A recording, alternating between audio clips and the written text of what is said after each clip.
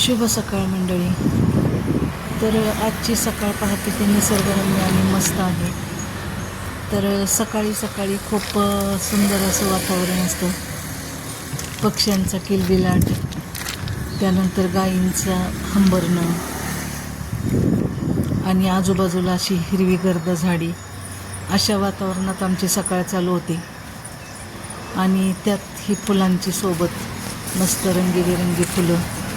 तर उठल्याबरोबर एकदम असं प्रसन्न वातावरण होतं ह्या फुलांच्यामुळं, सुगंधित आणि प्रसन्न. तर आता ही वेगवेगळ्या प्रकारची जी फुलं इतकी छान फुललेली आहेत, तर ती फुलं आता मी काढून घेणार आहे पूजेसाठी.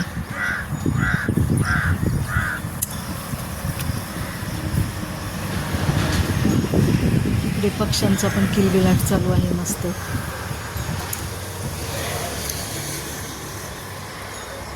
आणि हे पिंक कलरचे गुलाब तर जणू असं परिसर त्यांनी सगळा सुगंधित केला आहे. 4च फुलांनी खूप सुंदर असा सुवास आहे या फुलांना. इकडं बागेत आता नुकतीच फळं धरायला सुरुवात झालेली आहे, सीताफळं. आणि खूप सुंदर अशी फुलं मला आज मिळाली बागेत. लाल बुंद जास्वंद, पांढरा शुभ्र मोगरा, त्यानंतर बेल, तुळस, हे सगळं मी आता बागेतून काढून आणलेलं आहे आणि आता देवपूजा करायची आहे. तरी अशी खूप फुलं असली की देवपूजा एकदम मस्त होते अशी. तर आता मी देवपूजा करून घेतली. वासुदेवाय नमः. ओम नमो भगवते वासुदेवाय नमः. मस्त असं देवघर माझं सगळं सुगंधित झालेलं आहे या फुलांनी. ओम नमो भगवते वासुदेवाय नमः. भरपूर फुलं असली की एकदम प्रसन्न होतं सकाळी सकाळी मन. ओम नमो भगवते वासुदेवाय नमः.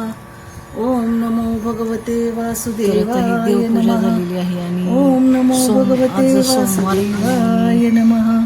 सोमवती अमावस्या पण असल्यामुळे वासुदेवाय नमः जाणार आहोत. आता देवपूजा झाली आणि मस्त असा इडली आणि चटणीचा ब्रेकफास्ट केला आहे.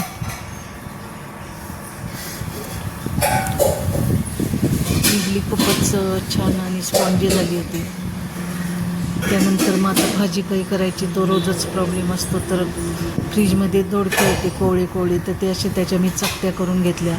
त्यासाठी आलं, लसूण, खोबरं, कोथिंबीर आणि थोडं दाण्याचं कूट असं वाटण करून घेतलं आणि मस्तपैकी दोडक्याची भाजी आता मी फोडणीत या लोखंडी कढईमध्ये करणार आहे.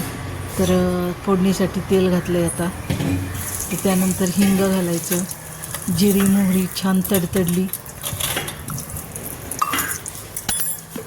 हिंग, जिरी मोहरी घालून त्यानंतर मग कढीपत्ता वगैरे घालणार आहे.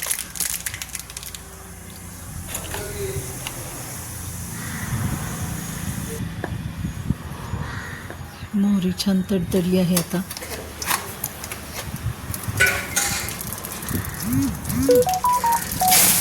तर आता ह्या फोडी स्वच्छ धुवून आता घेतलेल्या ज्या फोडी आहेत त्या तेलावर छान अशा परतून घ्यायच्या 2 ते 3 मिनिट. त्यानंतर त्यात चिमूटभर हळद, चवीपुरतं मीठ घालून घ्यायचं आहे आणि छान हे 2 ते 3 मिनिट परतलं की त्यात हे तयार केलेलं वाटण घालून घेतलं. आणि आपला जो ठेवणीतला मसाला आहे, घरगुती मसाला, तर हे वाटण आता छान परतून घ्यायचं 2 ते 3 मिनिट. त्यानंतर घरगुती मसाला घातला आहे, मीठ घातलं आणि आता त्यात 1 ग्लासभर पाणी घालून त्याच्यावर झाकण ठेवायचे आणि छान असं दोडकं मस्त शिजू द्यायचं आहे. तर इकडे एका बाजूला मी डाळ भिजवून ठेवलेली आहे. तर ती हरभऱ्याची डाळ भिजवलेली घालून दोडका खूपच छान लागतो. तर मग हे पाणी घातल्यानंतर त्यात हरभरा डाळ घालून घेतली आणि झाकण ठेवून 10 मिनिट शिजवले की मस्त अशी भाजी तयार होईल आता. तर असं सकाळी सकाळी स्वयंपाकाची अशी गडबड असते. तर आता नाश्ता झालेला आहे, स्वयंपाक झाला आणि आता आम्ही मंदिराकडे आलेलो आहोत. तर मंदिराच्या परिसरातच नदीचं हे जे पात्र आहे तर त्याला खूप छान असं पाणी होतं. अजूनही एवढा उन्हाळा असून भरपूर पाणी आहे. आणि इकडे कोंडावर आम्ही थोडं निर्माल्य होतं आमचं, तर ते सोडण्यासाठी इकडे आलो पूजेचं. आणि इकडे नदीचं पात्र थोडं कोरडंच आहे, पण तरी पण खूप हिरवागार असा आजूबाजूचा परिसर असल्यामुळं खूप प्रसन्न वाटतं इकडे. पावसाळ्यात तर भरपूर पाणी असतं नदीला इकडे. आणि आजूबाजूला अशी मोठी मोठी चिंचेची झाडे आहेत मागच्या बाजूला, आणि अशी दगडी तटबंदी आहे. आणि त्या तटबंदीच्या आतमध्ये चांगावटेश्वरचं मंदिर आहे. टिकत नाही.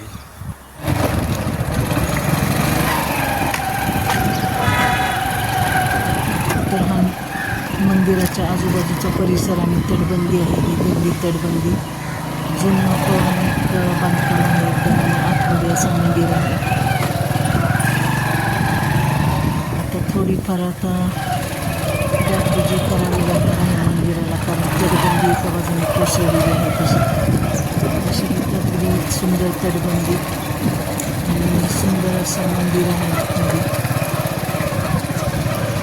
तर मंदिरात आज भरपूर गर्दी असल्यामुळे मंदिरात मी शूटिंग काढणार नाही आहे, कारण मंदिरात तसं अलाउड नाही आहे शूटिंगला.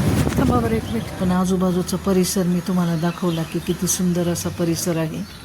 तर भरपूर आता प्री वेडिंगसाठी किंवा फिरण्यासाठी इकडे लोक येत असतात, आणि अगदी सुंदर असं हे ठिकाण आहे, निसर्गरम्य.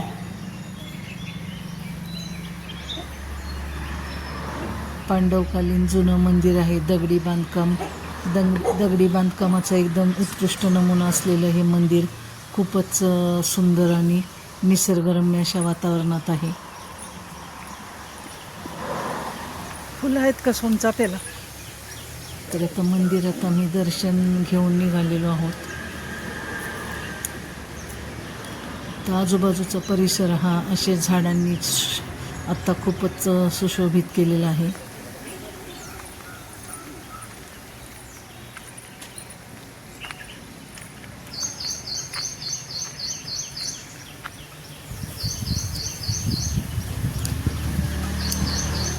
त्यामुळे इकडे आता भरपूर लोकांची नेहमीच वर्दळ असते.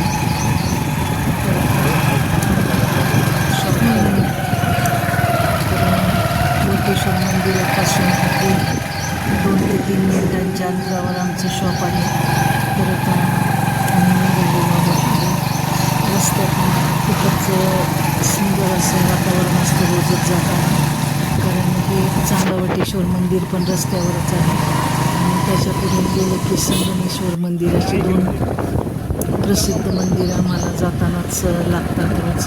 त्यामुळं आमचा प्रवास असा रोजचा अगदी थोडा 5 मिनिटाचा प्रवास, पण अगदी निसर्गरम्य अशा वातावरणात होतो. तर हे आहे संगमेश्वर मंदिर. तर हे अतिप्राचीन आणि सुंदर असं तऱ्हेच्या संगमावर बसलेलं मंदिर असल्यामुळे त्याला संगमेश्वर मंदिर असं म्हणतात. आणि त्यानंतर पुढे आले की गावात प्रवेश करताना भव्य दिव्य असं दगडी तटबंदीचं आमचं ग्रामदैवत म्हणजे काळभैरवनाथ मंदिर. तर अशा 3 देवस्थानांची रोजची आमची दर्शनं बाहेरून का होईना कळसाचं दर्शन घेऊन आम्ही रोज निघतो.